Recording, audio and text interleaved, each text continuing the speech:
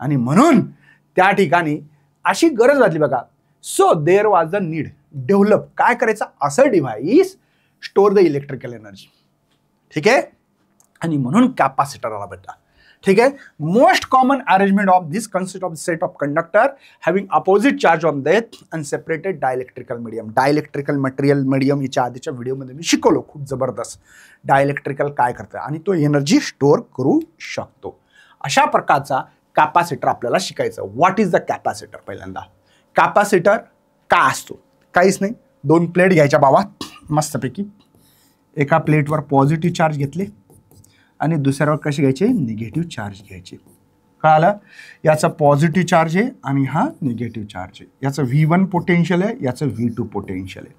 तुम्हाला माहीत असेल पॉझिटिव्ह चार्जमुळे पॉझिटिव्ह पोटेन्शियल असतं, निगेटिव्ह चार्जमुळे निगेटिव्ह पोटेन्शियल असतं. ठीक आहे.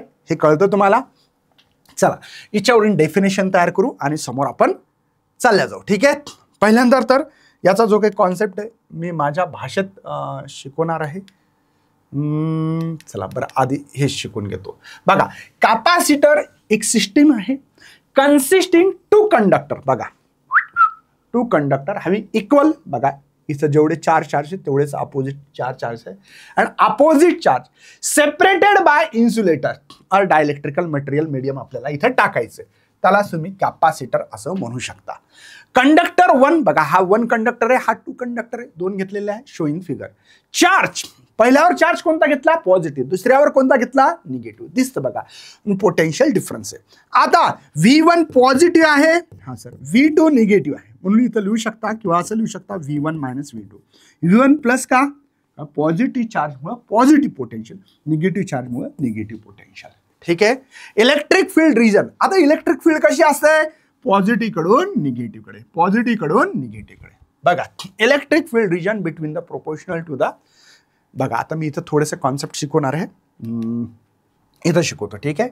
आता बघा याचा कॉन्सेप्ट काय ते मी काय केलं की पहिल्यांदा एक प्लेट घेतली. ठीक आहे. ही याला 1 नंबरची प्लेट म्हणू आपण. ठीक आहे. आणि दुसरी एक प्लेट घेतली त्याला 2 नंबरची प्लेट आहे. ठीक आहे. आता बघा मी इथून एक चार्ज आणला पॉझिटिव्ह चार्ज. ठीक आहे. पॉझिटिव्ह चार्ज आणला त्याच्यामुळे V1 पोटेन्शियल असेल का नाही. समजतं का बाबा मी काय म्हणलं ते. मी काय म्हणलं या प्लेटवरून मी एक चार्ज आणला असं किंवा मी पहिल्यांदा वेगळ्या पद्धतीने समजून सांगतो म्हणजे तुम्हाला प्रश्न येणार नाही डोक्यात. बघा कुठून तरी म्हणजे दुरून असा एक चार्ज आणला पॉझिटिव्ह Q1 नावाचा, त्याच्यामुळे V1 पोटेन्शियल आहे. Q2 नावाचा चार्ज आणला, V2 पोटेन्शियल आहे. Q3 चार्ज आणला, V3 पोटेन्शियल आहे. Q4 नावाचा चार्ज आणला, V4 पोटेन्शियल आहे. म्हणजे जेवढे चार्ज आणसाल तेवढं काय होत राहणार बरं पोटेन्शियल वाढत राहणार. चार्ज आणला V1 पोटेन्शियल. आता V1 समजा काहीतरी चार्ज V1 ची व्हॅल्यू असेल समजा 2 व्होल्ट, V2 चे असेल 3 व्होल्ट, V3 चे असेल सर 5 व्होल्ट, V4 चे असेल सर 10 व्होल्ट, काहीतरी असं आहे ना. आता मला सांगा पोटेन्शियल ऍड केलं जातं कारण की स्केलर क्वांटिटी आहे. पोटेन्शियल कोण आहे स्केलर क्वांटिटी, ऍड होईल डायरेक्ट. मग 2 आणि 3 5 10 15 किती झाले 20. सॉरी म्हणजे जेवढा चार्ज वाढवला तेवढा पोटेन्शियल काय होतं वाढलं. म्हणजे चार्ज वाढवल्यामुळे Q वाढवल्यामुळे V वाढणार आहे. काय डाऊट आहे भाऊ. या प्लेटवर कुठून तरी तुम्ही चार्ज आणताय. आता चार्ज जसा जसा आणताय तर Q1 चार्जमुळे V1 potential, Q2 चार्जमुळे V2 potential, Q3 चार्जमुळे V3 potential, Q4 चार्जमुळे V4 potential. म्हणून इथे मी लिहू शकतो Q/V is equal to constant है ना. हे डायरेक्टली प्रोपोर्शनल कळालं. चार्ज वाढल्यामुळे पोटेन्शियल वाढलं त्याला डायरेक्टली प्रोपोर्शनल येतात. कॉन्स्टंट काय घेणार आपण C is the capacitor of कॅपॅसिटरची कॅपॅसिटी आहे Q/V. हा कॅपॅसिटरची कॅपॅसिटी फॉर्म्युला भेटला. पण एक लक्षात घ्या कॅपॅसिटरची कॅपॅसिटी नाही चार्ज ना पोटेन्शियलवर डिपेंड आहे, ती आहे त्या कॅपॅसिटरचा शेप आणि साईज कशी आहे. कॅपॅसिटरची कॅपॅसिटी ना Q आणि V वर डिपेंड आहे, ती डिपेंड आहे मी उद्याच्या लेक्चरमध्ये शिकवणार आहे. ती आहे शेप आणि साईजवर. कारण की कॅपॅसिटरचं कॅपॅसिटीचा एक फॉर्म्युला आहे A ε0 K/D. बघा K constant, epsilon naught constant, area आणि डी दोन प्लेटमधला अंतर किती आहे याच्यावर अवलंबून आहे. तर हे फॉर्म्युला कळाला असेल Q/V. लक्षात येतं. चला काय लिहिलं बघा, मी तेच म्हणलं, electric field charge between the proportional to the magnitude of charge. ठीक आहे. Next, potential difference V, work done the carry unit positive test charge from conductor 2 to conductor 1. म्हणजे मी काय केलं इथे या ठिकाणी मी दुरून आणले, पण ठीक आहे, इथून जर चार्ज आणला तिथं पॉझिटिव्ह होईल, जिथून चार्ज आणला तिथं निगेटिव्ह होईल. लक्षात येते का. हा सेकंड प्लेटवरून मी एक चार्ज आणतो इथे पॉझिटिव्ह, तर इथं कोणता राहील मग निगेटिव्ह. समजतं ना. इथून एक चार्ज आणला पॉझिटिव्ह तर निगेटिव्ह होईल. इथून एक चार्ज आणला सेकंड प्लेट, ही सेकंड प्लेट आहे, ही फर्स्ट प्लेट आहे. हा पॉझिटिव्ह आणला निगेटिव्ह तयार झाला, पॉझिटिव्ह आणला निगेटिव्ह तयार झाला, पॉझिटिव्ह आणला निगेटिव्ह तयार झाला. समजला. याला V2 पोटेन्शियल, याचं पहिल्या प्लेटचं V1 पोटेन्शियल. लक्षात आलं का. तेच लिहिलेलं आहे. Potential difference V, potential difference V कशामुळे झाला माहिती आहे ना. आता वर्क डन, वर्क कसं करावं लागेल आता मला सांगा. हा जो चार्ज इथं आणला तर ह्या पॉझिटिव्ह चार्ज Q1 Q2 ला येऊ देईल का. नाही, मला जबरदस्ती आणावं लागेल, त्याच्यामुळे वर्क व्हायला. चार्ज आणला, इथून चार्ज आणतो, इथून जसा जसा चार्ज आणत राहणार तसं तसं पोटेन्शियल वाढत जाणार. नंतर तर खूप चार्ज झाले तर नंतर एक पोटेन्शियल दुसरा पोटेन्शियल इथं चार्ज आणणं कठीण होऊन जाईल. का बरं. पॉझिटिव्ह रिपल्शन करतील. वर्क डन करणं खूप कठीण आहे. समजलं का.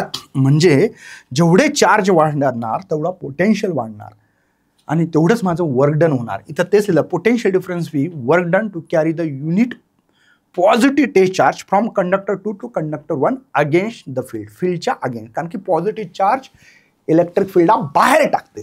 ठीक आहे. This work done will be proportional to the Q.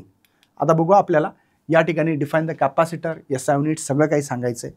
हे लक्षात आलं असेल. जसा चार्ज पहिल्या प्लेटहून दुसऱ्या प्लेटवर आणला, पहिल्या प्लेटहून दुसऱ्यावर आणला, जसा चार्ज वाढेल तसं पोटेन्शियल वाढत राहणार. म्हणून इथं काय दिलेलं आहे, एक ability of conductor to store the electric charge is called as capacity of conductor. म्हणजे त्या कॅपॅसिटर वर किती इलेक्ट्रिक चार्ज तुम्ही स्टोअर करतात त्याच्यावर त्याची कॅपॅसिटी कळते. जसे की माझी कॅपॅसिटी आहे 20 पोळ्या खाण्याची. ठीक आहे. एवढा भाजी लागते मला, 1 बकेट वरण लागते आणि 2 किलोचा तांदूळाचा मला भात लागतो. ही माझी खाण्याची कॅपॅसिटी आहे. तुमची किती आहे कॉमेंटमध्ये लिहा नक्की. ठीक आहे ना. तुमची किती ती लिहा. म्हणून म्हटलं ॲबिलिटी ऑफ कंडक्टर. कशाची ability. To store the electric charge. किती इलेक्ट्रिक चार्ज स्टोअर करू शकतो त्याला कॅपॅसिटी ऑफ कंडक्टर असं तुम्ही म्हणू शकता. कॅपॅसिटी ऑफ कंडक्टर निश्चित हे तुम्हाला कळालं असेल. आता आपल्याला बघायचं त्यांचं SI युनिट. SI युनिट जे आहे, ठीक आहे, इथं लिहूया आपण. SI युनिट जे आहे ते आहे फॅरेडे. फॅरेडे खरं पाहिलं ते खूप मोठे एक युनिट आहे. याला सिम्बॉलिकली आपल्याला F लिहिता येईल. ठीक आहे. आणि याला कसं लिहिता येईल, capacity C is equal to Q/V होतं. म्हणजे 1 फॅरेडे म्हणजेच काय, 1 फॅरेडे म्हणजे काय, 1 कुलम चार्ज आहे आणि 1 व्होल्ट पोटेन्शियल आहे. ठीक आहे ना. याचा अर्थ कोणत्याही कॅपॅसिटरची 1 फॅरेडे कॅपॅसिटी आहे म्हणजे काय. तर 1 व्होल्टेज जर पोटेन्शियल डिफरन्स असेल तर 1 कुलम चार्ज जर स्टोअर करत असेल तो कॅपॅसिटर, तर त्या कॅपॅसिटरची कॅपॅसिटी 1 फॅरेडे आहे. पुन्हा एकदा सांगतो, जर पोटेन्शियल डिफरन्स प्लेटमध्ये जर 1 व्होल्ट असेल आणि त्या कॅपॅसिटरची कॅपॅसिटीमध्ये, सॉरी तसं नाही म्हणता येईल, सॉरी हां, बघा 1 व्होल्ट पोटेन्शियल डिफरन्स असेल आणि 1 कुलम चार्ज जर तो कॅपॅसिटर स्टोअर करत असेल तर तुम्हाला त्याची काय कॅपॅसिटरची कॅपॅसिटी 1 फॅरेडे असं म्हणता येईल. मग याचे वेगळे युनिट आहेत ते बघू आपण. बघा capacitor has the capacitor 1 Faraday. कशा पोटेन्शियल डिफरन्स अक्रॉस किती आहे, इट राईज बाय 1 व्होल्ट. जर 1 व्होल्ट जर पोटेन्शियल डिफरन्स असेल तर 1 coulomb charge given to it म्हणजे जर स्टोअर होत असेल त्याला कॅपॅसिटरची कॅपॅसिटी 1 फॅरेडे. याचं फॅरेड हे खूप मोठे एक युनिट आहे. मग त्याची छोटी युनिट आहे 1 मायक्रो, याला मायक्रो म्हणायचं. फॅरेड 1 है ना, नॅनो फॅरेडे आणि 1 पिको फॅरेडे. आता मायक्रो म्हणजे -6, नॅनो म्हणजे -9 आणि 1 पिको म्हणजे 10⁻12 फॅरेडे. समजत असेल अशी अपेक्षा व्यक्त करतो. ठीक आहे. समजलं. यूज काय आहेत त्यांचे बघू आपण आता. आता काय बघायचं आपल्याला, यूज ऑफ कॅपॅसिटर किंवा प्रिन्सिपल पण बघायचं. ठीक आहे. आता या ठिकाणी मी माझ्या हिशोबाने थोडंसं सांगण्याचा प्रयत्न करतोय की एक सिंपल आहे. मी एक, ठीक आहे, इथे मी असा चार्ज स्टोअर करतो बघा. ठीक आहे. पहिला चार्ज आणला, इथे ठेवला, तर हिच्यामुळे V1 पोटेन्शियल असेल. पुन्हा चार्ज आणला, पोटेन्शियल वाढेल. पुन्हा चार्ज आणला, पुन्हा चार्ज आणला. तर ही सिंगल प्लेट आहे. ॲक्च्युली प्लेट कशी असते मी दाखवू का तुम्हाला, तुमच्या लक्षात येईल. बघा माझ्याकडे लॉक टेबल आहे. तुम्हाला ही सरळ लाईन दिसते, सरळ लाईन दिसते. ॲक्च्युली त्याचा सरफेस एरिया हा आहे. तुम्हाला काय वाटतं की मुकेश सर अशी लाईन मारता स्ट्रेट, ती लाईन नाही मारत. हां, तुम्हाला वेगळीच लाईन मारलेली कळतं, मला माहिती आहे. लक्ष दे इकडे बावड्या, एक्झामचा काळ आहे. हां बघ, सरळ कळतं. पण त्या सरफेस एरिया हा, म्हणजे ही प्लेट अशी ठेवलेली आहे, पण त्याचा सरफेस एरिया आहे. त्या सरफेसवरले चार्ज दाखवले मी. कळालं? चला मग आता इथे कॅपॅसिटरची कॅपॅसिटीला आपण C1 म्हणू. काय म्हणायचं आपल्याला? C1 म्हणायचं. C1. तर फॉर्म्युला आत्ताच पाहिलं, Q/V. कळालं का? Q/V ही कॅपॅसिटरची कॅपॅसिटी सिंगल प्लेट असेल तर. काय डाऊट असेल तर विचारू शकता, कॉमेंटमध्ये टाकू शकता भावड्यांनो. ही कॅपॅसिटरची कॅपॅसिटी सिंगल प्लेट असेल. मग मी काय केलं माहिती आहे का, आता हिच्या जवळ दुसरी एक प्लेट घेतली. जशी प्लेट जवळ ठेवली, याला P1 प्लेट म्हणा आणि ही P2 प्लेट आहे. हिच्या जवळ नेल्यानंतर काय होईल बरं, हा कॅपॅसिटरची जी काही प्लेट आहे P2, ही याला बघेल की यार पॉझिटिव्ह चार्ज आहे. मग या कॅपॅसिटरच्या जी काही प्लेट आहे, ही प्लेट इकडे काय ना निगेटिव्ह, पॉझिटिव्ह निगेटिव्ह अट्रॅक्शन, माहिती आहे ना तुम्हाला, असं होईल. आणि याला म्हणतात इंडक्शन होणे. नाव काय त्याला? इंडक्शन होणे. बघा, जशी पहिली एकच प्लेट होती P1 नावाची, मी दुसरी प्लेट धरली, इथे नेऊन ठेवली. जसं नेऊन ठेवली तसे पॉझिटिव्ह चार्ज, इलेक्ट्रिक फील्ड असेल, टाकत असेल हिच्यावर, आणि त्यांच्याकडे या प्लेटच्या इकडल्या सरफेसवर, इनर सरफेस म्हणून आपण, निगेटिव्ह चार्ज येतील आणि इकडे पॉझिटिव्ह येतील. कळालं? या प्रोसेसला इंडक्शन होणे असे म्हणतात. काय म्हणतात एकदा सांगा बरं? इंडक्शन होणे असे म्हणतात. मग मी काय केलं की जे काही आता कळालं की P1 वर पॉझिटिव्ह चार्ज आहेत, P1 वर पॉझिटिव्ह आहेत आणि P2 वर निगेटिव्ह चार्ज आहे. कळालं? सर पॉझिटिव्ह कुठे गेलं? मी याला अर्थिंग केली. अर्थिंग तर नाव ऐकलं असेल, अर्थिंग केली. राईट आहे, बरोबर आहे. सर एक प्लेट असताना दुसरी प्लेट लावली कशाला? तर समजून घेणं फार गरजेचं आहे. आता मस्त कॉन्सेप्ट आहे, लक्षात घ्या. सिंगल प्लेट होती, मग या सिंगल प्लेटवर काय झालं होतं आपलं बघा. मी याला कट करतो. आता सिंगल प्लेट होती, इथं डायग्राम आहे, ही डायग्राम आहे. आता सिंगल प्लेट होती, मी चार्ज आणत होतो. चार्जमुळे काय होत होतं, पोटेन्शियल वाढत होतं. आणि मग जेव्हा मला एखादा चार्ज आणायचा, हे सगळे मिळून चार्ज त्याला रिपेल करत होते, येऊ देत नव्हते. बस झाली माझी कॅपॅसिटी. जसं होतं ना, ट्रेनमध्ये कधी प्रवास केला का तुम्ही? ट्रेनमध्ये बघा, त्या डब्यामध्ये आपल्याला घुसूच देत नाही. ट्रेन जर खूप फुल भरलेली असेल, रेल्वे स्टेशनवर काय करतात, त्या गेटवर येऊन बसतात लोक आणि बिलकुल बाहेरच्या लोकांना आत घुसूच देत नाही. तसे ह्या घुसूच देणार नाही. कळालं का? लक्षात आलं? म्हणून मग आपण डबे वाढवले, तर डबे जर वाढवले तर ट्रेन जराशी मोकळी येईल.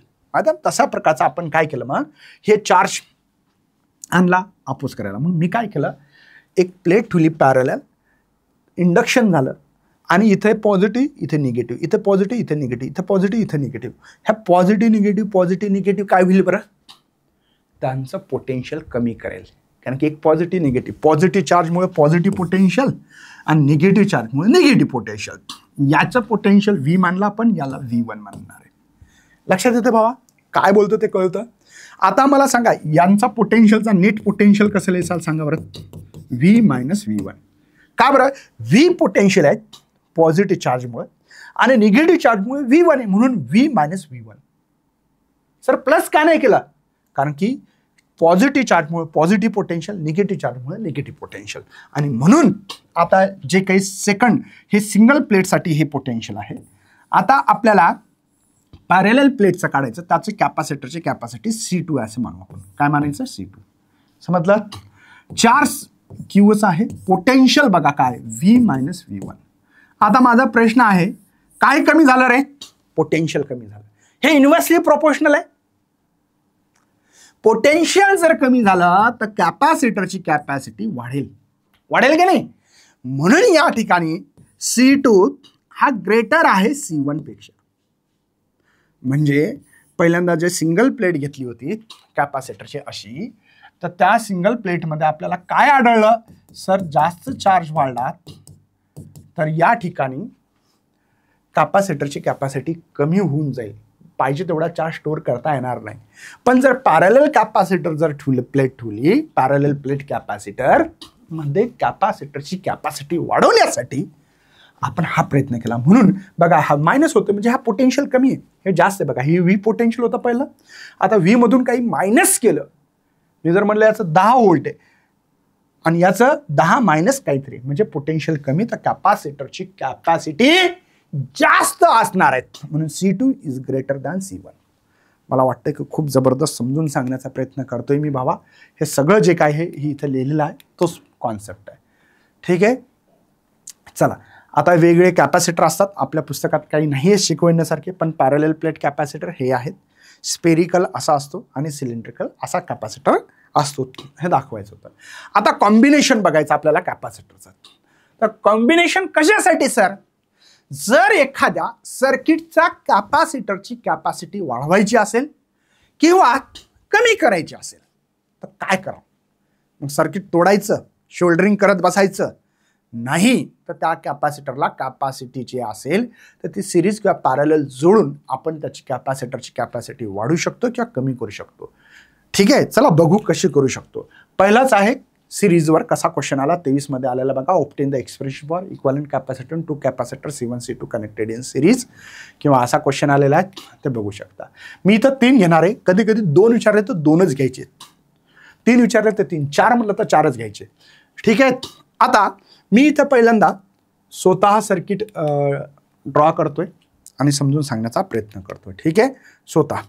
चला इथं पण करता येईल, याच्यावरच करू वाटल्यास. बघा मी व्ही पोटेन्शियल वापरलं आणि हे व्ही पोटेन्शियल प्रत्येकाच्या अक्रॉसमध्ये वेगळं वेगळं ड्रॉप होणार आहे, कारण की ते कॅपॅसिटरची कॅपॅसिटी किती आहे त्याच्यावर अवलंबून आहे. म्हणजे मी 10 जर वापरलं तर इथं 3 झालं सर, इथं 2.5 झालं सर, बरोबर आहे. मग इथं किती होईल जे काय असेल ते बघा रे, इथं 3 म्हणलं मी, इथं 2.5 तर इथं 4.5 होईल. बघा बरोबर बोललोय मी? ओके, हे व्होल्टेज आहे, ड्रॉप होईल, म्हणजे 10 वापरलं इथं ड्रॉप होईल, इथं ड्रॉप होईल इथे. आता महत्वाचा कॉन्सेप्ट काय याच्यामध्ये, जर तुमचा येणारा चार्ज जर सेम फ्लो होत असेल तर ते सिरीज आहे, ह्या माझा कॉन्सेप्ट आहे, समजून सांगण्याची पद्धत आहे. ठीक आहे, ते कसा पुस्तकात वेगळे लिहिलं, पण जर समजा चार्ज आला, बघा चार्ज इथं बॅटरी लावली, समजा कन्सिडर करू आपण बॅटरी लावली अशी, आला चार्ज, पॉझिटिव्ह चार्ज, याला कुठून काही बघा इथून जाईल, इथून जाईल, इथून जाईल, हायर टू लोअर, दो स्प्लिट झाला का? स्प्लिट होणे म्हणजे असं, स्प्लिट होणे म्हणजे असं बघा, स्प्लिट याला होले असं बोलतो आपण, हे गेले. बघा चार्ज आला, आता इधर जाओ, आता इधर जाओ. इथं तसं काही आहे का? नाही. जो चार्ज ए पासून आला तो बी पर्यंत जाणार आहे, म्हणजे याला सिरीज कॉम्बिनेशन ऑफ कॅपॅसिटर म्हणायचं. चार्ज जर स्प्लिट झाला नाही किंवा सेम फ्लो होत असेल तर सिरीज म्हणायचं. आणि चार्ज जर स्प्लिट झाला, इथं स्प्लिट झाला ना, इथं चार्ज आला असेल क्यू, तर इथला काही चार्ज समजा 10 मायक्रोकुलम असेल तर इथं 7 आला, इथं 3 गेला, आहे की नाही? चार्ज कसा फ्लो व्हायला याच्यावर अवलंबून आहे, हा कॉन्सेप्ट लक्षात घ्या. आता बाकी तर दुनियादारी चालतच आहे. बघा मी आता शिकवताना तुम्हाला पुस्तकी भाषेत पण शिकवणार आहे. व्ही पोटेन्शियल आहे, तो ड्रॉप झाला V1 V2 V3. ठीक आहे, या ठिकाणी पहिल्या कॅपॅसिटरचं निगेटिव्ह दुसऱ्याच्या पॉझिटिव्हला असलं पाहिजे कनेक्ट प्लेटला, दुसऱ्याचं निगेटिव्ह तिसऱ्याच्या पॉझिटिव्ह प्लेटला कनेक्ट असेल तर त्याला सिरीज कॉम्बिनेशन आहे असं सुद्धा तुम्ही म्हणू शकता. ओके, पुन्हा बघा, वेन पोटेन्शियल डिफरन्स जे आहे हा applied across the several capacitor, है ना, कनेक्टेड एंड टू एंड, कसा end to end, in such way that sum of potential difference across the capacitor equal to the applied potential V. Capacitor is said to be connected in series. याचा अर्थ मी लिहून देतो.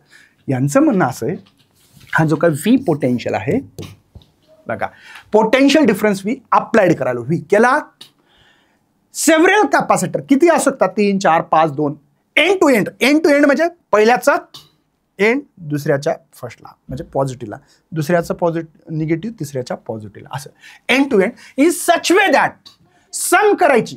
काय करायची आहे? सम करायची potential across capacitor. सम करणार आपण कोणाची? इक्वल टू, लिहिलं equal to applied potential difference. ठीक आहे, सम करा वेगळा. मग पहिल्या कॅपॅसिटरच्या अक्रॉसमध्ये V1 आहे, दुसऱ्याच्या V2 आहे आणि तिसऱ्याचा V3 पोटेन्शियल तुम्ही अप्लाय केलं. कळालं का?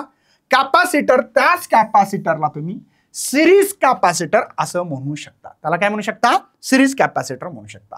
ठीक आहे, आता तुम्ही बघा इथं लिहिलं series arrangement showing figure. Second plate of first conductor connected to the first plate of second conductor. मी जे तुम्हाला सांगितलं ना, पहिल्याचं निगेटिव्ह दुसऱ्याच्या पॉझिटिव्हला, दुसऱ्याचं पॉझिटिव्ह दुसऱ्याचं निगेटिव्ह तिसऱ्याच्या पॉझिटिव्हला.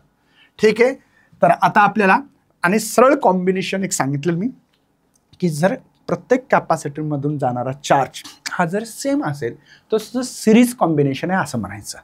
ठीक आहे, आता बघू कॅपॅसिटरची कॅपॅसिटीचा फॉर्म्युला Q/V होता. मला V पाहिजे होतं म्हणून मी Q/C करेल. याच्यात काही डाऊट आहे भाऊ? कॅपॅसिटरची कॅपॅसिटी Q/V, मग V इकडे आला, C इकडे जाईल. चला मग इथं काय लिहिता येईल तुम्हाला सांगा बरं आता? Q/C, यस का सिरीजमध्ये आहे म्हणून Q/C1 पहिला कॅपॅसिटर, Q/C2, Q/C3.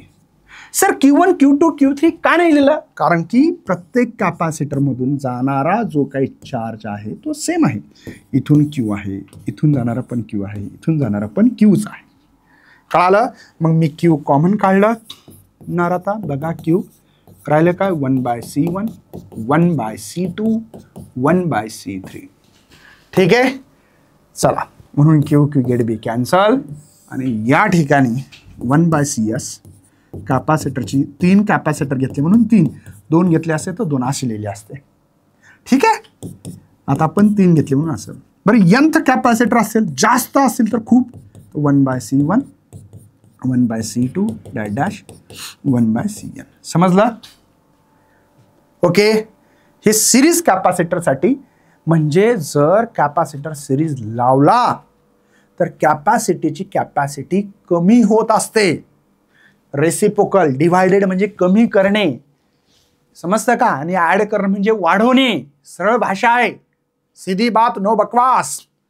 ठीक है ना? अच्छे रिजल्ट लाने के लिए बातों से नहीं रातों से लड़ना पड़ता है बच्चों. लक्षात राहू द्या.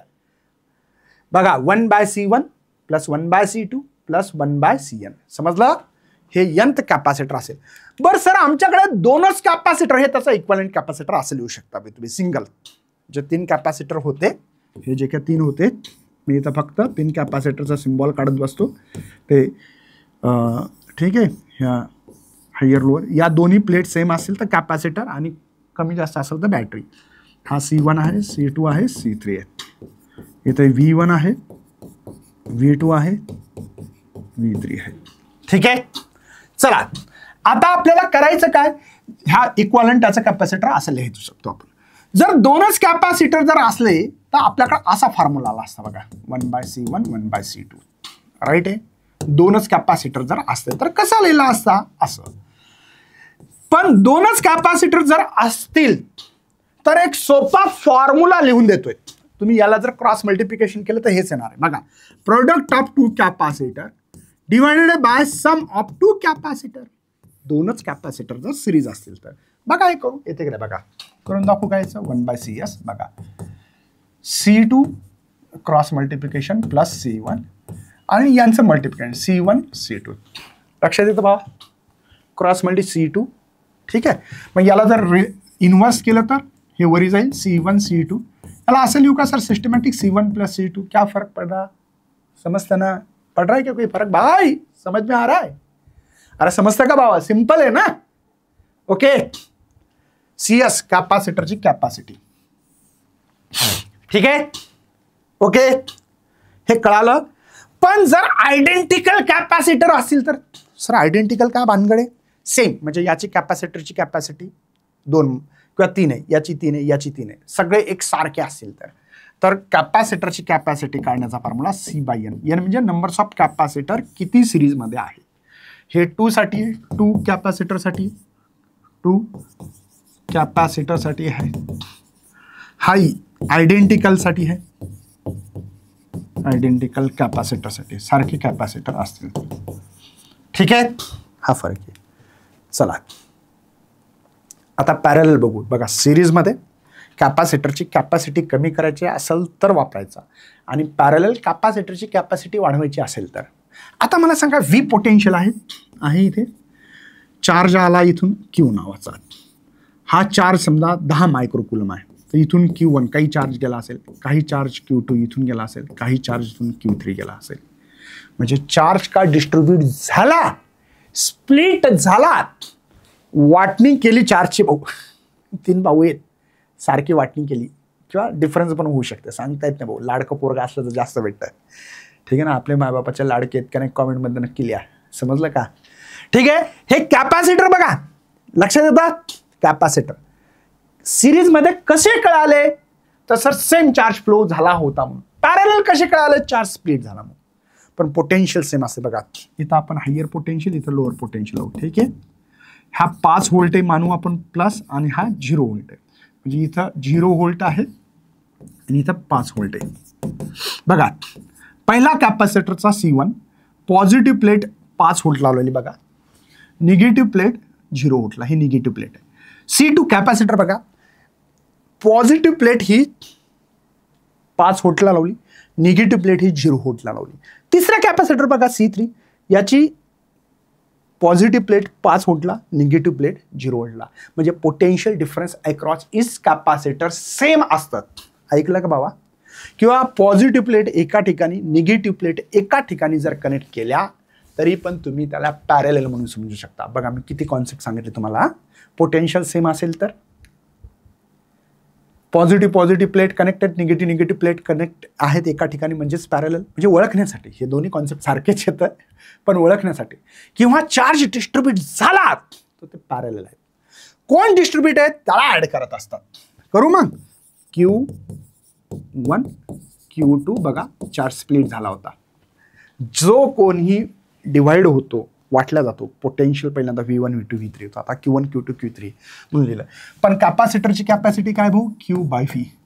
म्हणजे Q काय होईल, C/V. चला इथं लिहा बरं, C/V.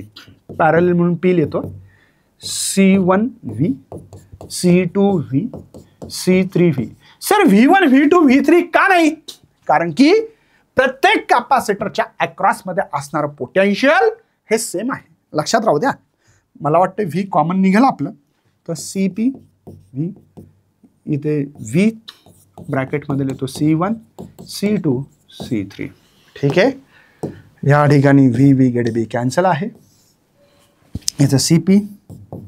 ठीक आहे, C1 C2 C3 3 कॅपॅसिटर असतील तर असं. जर nth कॅपॅसिटर जर असतील C1 C2 डॅश CN. समजतात? आणि जर आयडेंटिकल असेल तर n इंटू C लिहायचं. समजलं? म्हणजे जर कॅपॅसिटर ॲड होत असेल तर वाढत असेल, म्हणजे कॅपॅसिटर जर वाढवायचा असेल एखादा सर्किटचा तर सिरीजमध्ये लावायचा का पॅरलल? पॅरलल. आणि कॅपॅसिटरची कॅपॅसिटी कमी करायची असेल तर सिरीजमध्ये लावायचं. ठीक आहे बाबा? ठीक आहे, चला. होय, एक प्रश्न आहे, त्याला घेऊ आता रपचिक. बघा वेन, बघा पहिल्यांदा लक्षात घ्या, गिवन डेटा लिहायचं. कोणता डेटा लिहायचा भाऊ? मोबाईलचा डेटा नाही, हा गिवन डेटा आहे. इलेक्ट्रॉन ट्रान्सफर म्हणजे नंबर्स ऑफ इलेक्ट्रॉन्स दिलं 10⁸. Electron transfer from one conductor to the another. एका कंडक्टरवरून दुसऱ्या कंडक्टरवर 10⁸ इतके इलेक्ट्रॉन ट्रान्सफर केले. पोटेन्शियल डिफरन्स होतं त्यावेळेस 10 volt appears between the conductor. Find the capacitance of 2 conductor. कॅपॅसिटरची capacity सांगायची. आता तसा विचार केला तर कॅपॅसिटरची कॅपॅसिटी Q/V आहे सर. अच्छा सर, V आहे पण Q नाही आहे. पण कॅपिटल Q काय असतो? N × E. E म्हणजे चार्ज ऑफ इलेक्ट्रॉन. जर माहिती नसेल तर कृपया करून ताईबाई अक्का विचार करून है ना, विचार करा पक्का आणि ही व्हॅल्यू करा. ठीक आहे, 1.6 10⁻⁻19 कुलम ही व्हॅल्यू पाठ असली पाहिजे ईचे. Charge of electron. ठीक आहे ना. क्यू एन किती आहे 10⁸, ई किती आहे 1.6 × 10⁻⁻19. तर क्यू इज इक्वल टू 1.6 10⁻19 मधून 8 गेला, पॉवर सेम आहे ना, सॉरी बेस सेम आहे तर पॉवरची ॲडिशन का सबट्रॅक्शन होतं. तर इथं होईल सर -11 कूलम. आता मी माझा फॉर्म्युला वापरणार आहे बघा. C is equal to Q by V. Q माहिती आहे आता आपल्याला 1.6 × 10⁻11 डिवाइड बाय व्ही किती आहे 10 आहे. तर C 1.6 10⁻, इथं पॉवर म्हणजे 1 आहे, हा -11 हा वर गेल्यावर -1 होईल. तर C is equal to 1.6 10⁻12 Faraday. काही लोकांना जर लिहायचं असेल तर 1.6 पिको फॅरेडे पण लिहू शकतात. पिको म्हणजे 10⁻12. कदाचित तुमच्या पुस्तकात नसलं तरी बिन ताईबाई अक्का विचार करा पक्का आणि आमच्या प्रश्नावर मारा शिक्का. खूप मस्तपैकी रपचिक क्वेश्चन दिलेला आहे सॉल्व करून. भावा इथं त्याने डायग्रामच नाही घेतली ना भावड्याना. हे डायग्राम आहे कारण की इथं दिलेलं बघा. From the given figure below find the value of capacitance C is equivalent to capacitance between A and B to 1 microfarad. All capacitor in microfarad. ठीक आहे बाबा, मला पुस्तक यूज करावं लागेल आणि डायग्राम काढावं लागेल कारण की इथं डायग्राम आमच्या भावाने नाही काढली. म्हणून तुमच्या भावाला माझी विनंती आहे की इकडे नीट बघा, उघडा डोळे बघा, नीट पुस्तक ओपन करा. ठीक आहे, बघा हा कॅपॅसिटर आहे. ठीक आहे, याला C म्हणलं आहे, हा A टर्मिनल आहे. ठीक आहे, आता दुसरा कॅपॅसिटर आहे इथे. ठीक आहे,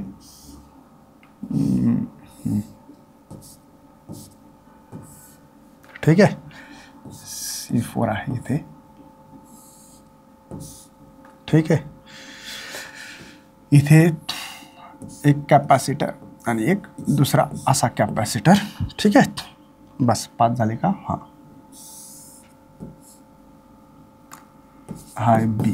ठीक आहे, आता कोणाला काय म्हणलं ते लिहितो, वेगळ्या मार्करने लिहू आपण. म्हणजे हा C1 आहे, C2 आहे, C3 आहे, C4 आहे आणि हा C5 आहे. हा 1 आणि सगळे मायक्रोमध्ये आहेत असा प्रश्नात लिहिलं बघा. मायक्रो मी लिहून टाकू का 1 मायक्रोफॅरेडे. C1 8 मायक्रोफॅरेडे. पुस्तकात नाही लिहिलं ते मायक्रोफॅरेडे मी मुद्दाम लिहितं दिलं क्वेश्चनमध्ये. 4 मायक्रोफॅरेडे. ठीक आहे, हा किती आहे, हा पण 4 मायक्रोफॅरेडे आहे आणि हा पण 4 मायक्रोफॅरेडे आहे. आपल्याला या Cची व्हॅल्यू काढायची आहे आणि या सगळ्या कॅपॅसिटरचा इक्वॅलंट जो कॅपॅसिटर आहे ना C इक्वॅलंट दिलेला आहे 1 मायक्रोफॅरेडे.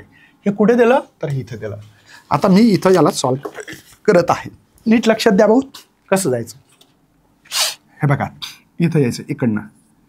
हे दोन्ही कसे स्प्लिट झाला, चार्ज झाला म्हणून पॅरलल. कसं कळालं सर तुम्हाला, जिथं चार्ज आला असेल ना इकडनं क्यू नावाचा, स्प्लिट झाला म्हणजे हे दोन्ही जे आहेत, मी वेगळा मार्कर यूज करतो, हे दोघं आहेत पॅरलल आणि पॅरलमध्ये डायरेक्ट ॲडिशन्स करतात. CP पॅरललमध्ये डायरेक्ट ॲडिशन्स करतात. 4 आणि 4 8, या 8 मायक्रोफॅरेडे झाला. काय टेन्शन आहे बच्चो, पॅरललमध्ये ॲडिशन्स करतात. हे दोघं पॅरलल कशावरून दिसतात म्हणून येत का नाही, चार्ज स्प्लिट झाल्यामुळे. 4 4 8. ओके सर, वेगळा मार्कर. हां, आता वेगळा मार्कर येईल ना, येऊ द्या सर, येऊ द्या. हे दोघं सिरीजमध्ये दिसतात बेटा, सिरीज. मी त्यांचं पहिल्यांदा रेड पेनचं करतोय बघा. हे गिव्हन जे डेटा आहे ते पण लिहू शकता बघा. कसं लिहिणार, C1 दिलेला 8 मायक्रोफॅरेडे, C2 दिलेला आहे 4 मायक्रोफॅरेडे, C3 दिलेला आहे बघा. C3 किती आहे 1 मायक्रोफॅरेडे, C4 दिलेला आहे 4 मायक्रोफॅरेडे आणि C5 दिलेला आहे 4 मायक्रोफॅरेडे आहे आपण आणि C इक्वॅलंट दिलेला आहे 1 मायक्रोफॅरेडे. एवढे कॅपॅसिटर दिलेलं आहे. मग मी पहिल्यांदा काय केलं बघा, C किती तो 4 आणि 5, C4 आणि C5 हे जे आहेत 4 अधिक 4 है ना 8 मायक्रोफॅरेडे. ठीक आहे, चालेल. ओके, म्हणजे हा लक्षात आलं. आता हा बघा C1 C2, तर त्यांचा हा होता पॅरलल म्हणून CP म्हणू शकतो मी याला. हा सिरीज आहेत कोणते, हे दोन C1 C2. तर सिरीजसाठी 2 कॅपॅसिटर जर असेल तर formula C1 C2 divide by C1 plus C2. लक्षात आलं का. हे सिरीज आहे, 2 कॅपॅसिटर सिरीज असेल तर product of 2 capacitor divide by sum of 2 capacitor. मग इथे किती आहे सर, 8 हे 4, हे 8 अधिक 4 12 होतील सर. मग 8 गुणाला 4 आणि हे 12. तर इथं कॅल्क्युलेशन्स करू बघा, 4 त्रिक 12, म्हणजे हा CS जो आहे हा झालेला आहे 8/3 मायक्रोफॅरेड. मला वाटतं भरपूर सर्किटमध्ये आता इम्प्रूव्हमेंट करणार आहे मी. डिझाईन पुन्हा एक सर्किट करतो, तसंच याचंच इक्वालंट सर्किट आहे, याला इक्वालंट सर्किट करतोय. नीट लक्षात घ्या. हे सर्किट आहे बघा, हा माझा पहिल्यांदा C आहे, हे काढायचं आपल्याला A आहे. इथे माझा राहील आता बघा हा 1 मायक्रोफॅरेड आहे आणि या दोघांचा म्यून जो आहे तो भेटला मला 8. हा किती भेटला, 8 मायक्रोफॅरेड भेटला. आणि या दोघांचा जो भेटलाय, तो भेटलाय मला वाटतं 8/3 है ना, 8/3 असं सर्किट बनलेलं आहे सध्याच्या काळामध्ये. आता हे दोघं सिरीजमध्ये बघा, करंट आला असा आहे इथून बघा, हे दोघं सिरीज 1 आणि 8 यांचं काय भेटेल. चला पण काढूया आता. चला नीट लक्षात घ्या, हे दोघं कसे येतात सिरीजमध्ये. आता बघा CS कोणता, हा याच्यासाठी 1 × 8 माहिती आहे ना, 1 + 8 काय केलं, product of 2 capacitor and sum of 2 capacitor. हे सिरीज आहे, आता हे सिरीज आहे, हे CS इथं लिहितो. म्हणजे काय होईल मग, हा 8/9, म्हणजे याचा जो काय आहे 8/9 असं भेटणार आहे. लक्षात येतं. ओके, मायक्रोफॅरेड आहे. आता याचं सर्किट कसं तयार झालं नीट लक्षात घ्या. आता हेच सर्किट असं तयार झालं. आता बघा हे C आहे, आता इथे जे आहे हा 8/3 आहे आणि हा झाला असा, राईट आहे, हा झाला 8/9 मायक्रोफॅरेड. लक्षात येतं, इक्वलंट सर्किट झाला. आता हे काय डाऊट आहे, याचं इक्वलंट सर्किट हे, याचं हे कळालं. हे दोन्ही पॅरलल आहेत, पॅरललचा ॲडिशन होणार. मग CP करा, यांचं ॲडिशन्स करा. आता 8/3 पॅरललमध्ये 8/9. काय चुकलं तर नाही भावा आपलं, ठीक आहे. ओके चला,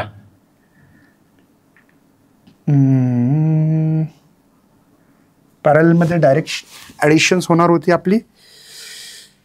मला वाटतं ती ॲडिशन झालेली आहे. काय मी इथं बेस इक्वल करू शकतो का, पहा बरं, आहे ना, 9 करू शकतो बघा. याला 8 त्रिक 24, नीट लक्षात द्या, हे झाले 9. हे as it is base equal केला, बाकी काय नाही. 3 × 3 केलं है ना दोघा, 8 त्रिक 24, 3 त्रिक 9, बेस इक्वल आहे. तर म्हणजे आता आपण काढू शकतो बघा 32/9 यांचं भेटलं मायक्रोफॅरेड आहे. कशाचं, हे. आता याचं इक्वलंट सर्किट कुठं काढू भाऊ, कंजक्टेड होते काय. यांचं इक्वलंट सर्किट काय झालं बघा, हा C झाला. आता हा जो C आहे A मध्ये, आणि या दोघांचं मिळून जे कॅपॅसिटर आहे ते भेटलं आपल्याला 32/9, हा B. आता सिरीज आहे, हे कसं आहे, सिरीज आहे. सिरीजमध्ये काय करतात, प्रोडक्ट ऑफ 2 रेजिस्टन्स बघा. C इक्वलंट, मार्कर कोणता वापरू भाऊ, व्हाईट वापरू का, हां, C इक्वलंट प्रोडक्ट ऑफ 2 दे बघा, इथं घ्यावं लागेल आपल्याला 32/9 × C आणि सम करायची 32/9 + C. लक्षात राहील का, मी इथं करू शकतो. आता हेच कॅल्क्युलेशन, हे लक्षात राहू द्या, मी इथं लिहितोय. वाटलंसं पुन्हा एकदा ते डायग्राम काढतोय. इथलं C आहे आपल्याकडे कॅपॅसिटरची कॅपॅसिटी, आणि ही जी कॅपॅसिटी ही आपल्याला 32/9 भेटली. हा A टर्मिनल आहे, या दोघांचं जे काय होतं ते B हे भेटलेलं आपल्याला. चला, C इक्वलंट पुन्हा लिहितोय, प्रोडक्ट ऑफ 2 बघा, या दोघांचा प्रोडक्ट, पहिला कॅपॅसिटर दुसरा कॅपॅसिटर, सम करा आता, ठीक आहे. C इक्वलंट किती दिलं आहे, 1 दिलं बघा, नीट लक्षात घ्या. 32/9 मल्टिप्लाय सी, हे 32/9 प्लस सी. काही डाऊट आहे? क्रॉस मल्टिप्लिकेशन करा. 32/9 प्लस सी आणि हा 32C मल्टिप्लिकेशनमध्ये आहे म्हणजे असं आहे. सी वाले टर्म एकीकडे घ्या. 32/9, अरे 39 नाही बाबा, 30 गलत होता है ना. 32/9 हे गेले 32C/9. हा मायनस होईल इकडं, प्लसचा मायनस होत असता. माहिती आहे ना, सिम्पल कॅल्क्युलेशन्स आहेत, घाबरू नका. आता मला वाटतं क्रॉस मल्टी 32/9 नीट लक्षात द्या. इथं 32C मायनस 9C आणि डिवाइड बाय 9. माहिती आहे ना, हे क्रॉस मल्टिप्लिकेशन केलं. याचं 1 असतं डिवायडेड, तर 1ला करून काय पाहिजे. तर 9 कॅन्सल होतील सर. हां बराबर आहे. राहिलं का आता बघा, 32 9 जर गेले तर किती होतील. 32 मधून जर 9 गेले 23 ना, 23C. मला C काढायचे 32/23. तर C 23 एका 23 समथिंग असं उत्तर यायला 1.3 समथिंग आन्सर आहे. 1.392 है ना, 92 मायक्रो फॅरेडे. ठीक आहे, हे इक्वल. थोडंसं लंबलचं काय पण यायला पाहिजे, महत्वाचं आहे. बघा एक प्रश्न MCQ आला होता, किती सोपा आहे मी समजून सांगतोय. हे दोघं पॅरलल आहे, कसं कळालं. चार्ज स्प्लिट झाला. पॅरलमध्ये ॲडिशन्स 3 मायक्रो फॅरेडे, कळालं का. आता इथं जर लावलं तर बघा, हे 3 micro Faraday as it is, यांचं इक्वलंट 3च भेटलं आणि यांचं ऑलरेडी 3च आहे. आणि हे आहे P आणि हे आहे Q. समजलं. आयडेंटिकल आहेत का. हो आयडेंटिकल. MCQ डायरेक्ट असं सोडतात. आयडेंटिकल असेल तर फॉर्म्युला C/N. C म्हणजे तिघापैकी एक कोणतं ठेवा. एक ठेवलं 3. N म्हणजे नंबर्स ऑफ कॅपॅसिटर सिरीजमध्ये किती, 1 2 3. कसं लिहिणार मग, डिवाइड बाय 3. यांची व्हॅल्यू 3 आहे. 3 1 3 म्हणजे 1 मायक्रो फॅरेडे आन्सर यायला पाहिजे होतं. किती सोपे असतात काही काही क्वेश्चन आहे ना. CET करणं अवघड आहे का. ज्यांना CET logy topper pro batch चालू आहे, लवकरात लवकर जॉईन करा, जास्त वेळ घालू नका. समजलं का. तर भेटूया अशा सेशनमध्ये पुन्हा एकदा. Bye bye. जय हिंद, जय भारत, जय महाराष्ट्र.